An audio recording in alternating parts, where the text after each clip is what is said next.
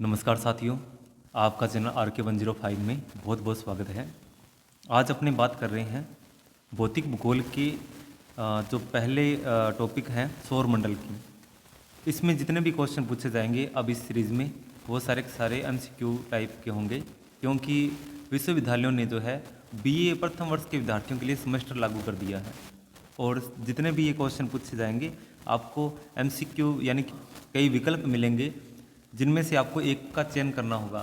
Semester first में objective जो भी सब्जेक्ट हैं उनके लिए यही प्रावधान है कि आपको ऑब्जेक्टिव में से एक का चयन करना ही होगा और इसीलिए अपनी इसी की तैयारी में आगे अब इस वीडियो को लगातार जारी रखेंगे। लगातार 5 से 10 क्वेश्चन जो है वो डेली लाने का मैं प्रयास करता रहूँगा।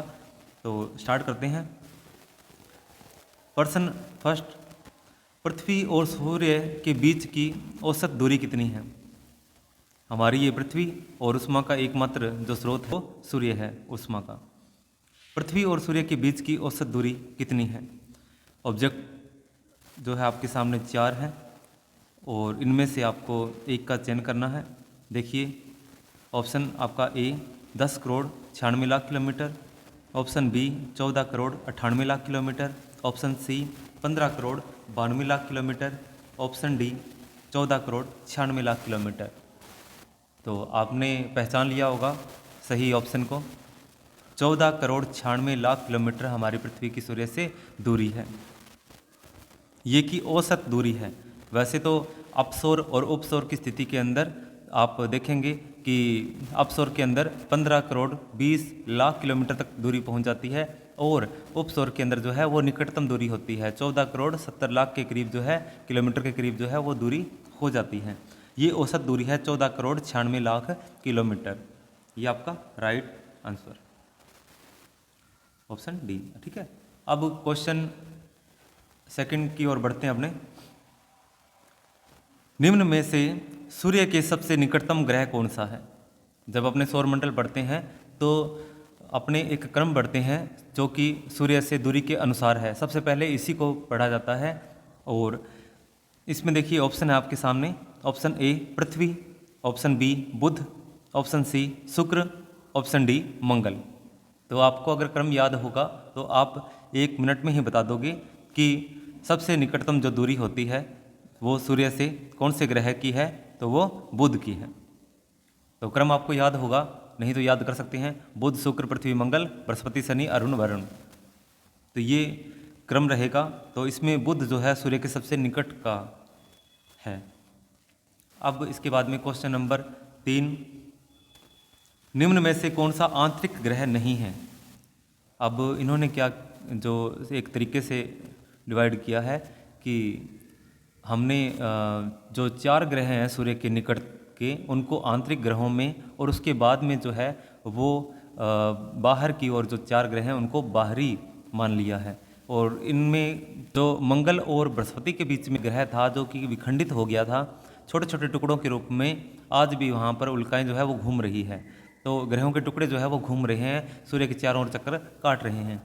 तो बुध शुक्र पृथ्वी मंगल ये तो हो गई आंतरिक, और बाहरी कौन सा है? बृहस्पति शनि अरुण वरुण।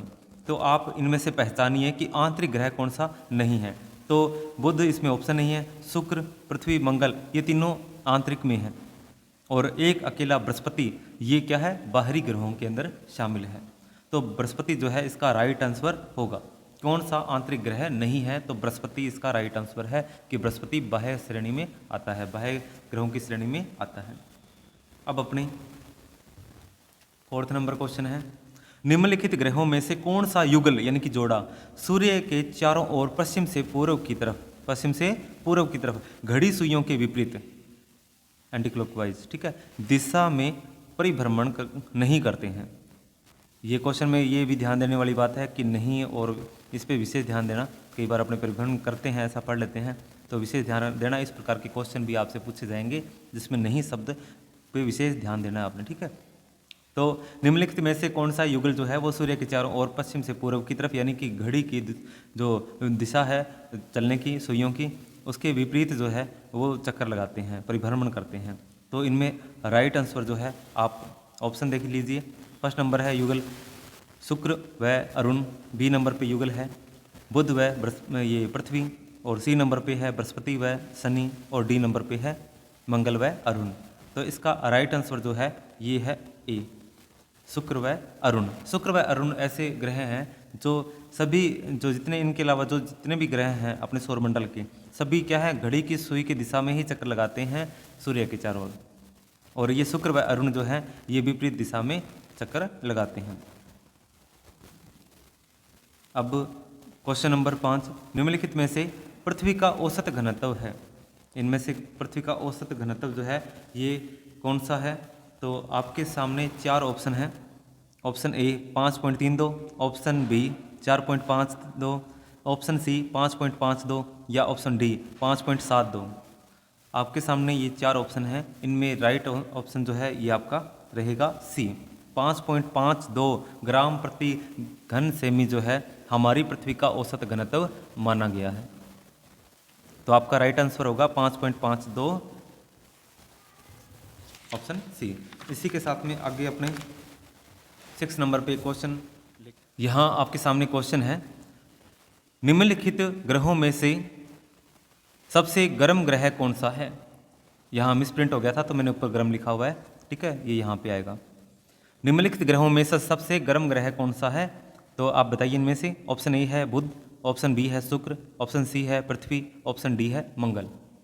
तो आपको पता होगा वैसे कि सूर्य उष्मा का मात्र एकमात्र स्रोत है, तो उसके निकट का ग्रह ही गर्म होगा, लेकिन सबसे निकट का ग्रह गर्म नहीं है क्योंकि इसके बाहर CO2 की इतनी परत मोटी नहीं मिलती जितने की शुक्र के पास मिलती है। तो बुध सबसे निकट है, तो इसका राइट आंसर आप बुध लगाया होगे, लेकिन ऐसा नहीं है, शुक्र आपका राइट आंसर होगा। कैसे? क्योंकि शुक्र ग्रह के बाहर CO2 की एक मोटी परत मिलती है जो उष्मा अवशोषित करती है, उष्मा को बाहर जाने नहीं देती। उष्मा को पृथ्वी के, जैसे पृथ्वी के बाहर है तो ये कंबल का काम करती है, ऐसे शुक्र के बाहर है तो ये कंबल का काम करती है।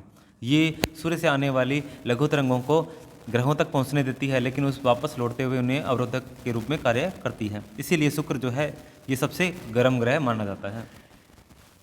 क्वेश्चन नंबर 7, निम्नलिखित ग्रहों में से कौन सा ग्रह बाह्य ग्रहों की श्रेणी में शामिल नहीं है? इससे पहले आपने अभी क्वेश्चन देखा था कि आंतरिक ग्रह और बाह्य ग्रह, तो आप नॉर्मली उसी के अकॉर्डिंग आप देख सकते हो कि इनमें कौन सा जो ग्रह है वो बाह्य ग्रहों में नहीं है, अर्थात वो आंतरिक ग्रहों में है। तो बृहस्पति बाहर में है, शनि बाहर में है, बुध बाहर में नहीं है, अतः हमारा ये राइट आंसर जो है बुध होगा इसका। तो डी जो है अरुण, ये भी बाहरी ग्रहों में है। तो बाह्य ग्रहों में हमारे पास ये बृहस्पति, शनि, अरुण और वरुण का जो समूह है 4 ग्रहों का, इन्हें अपने बाह्य ग्रहों में शामिल करते हैं।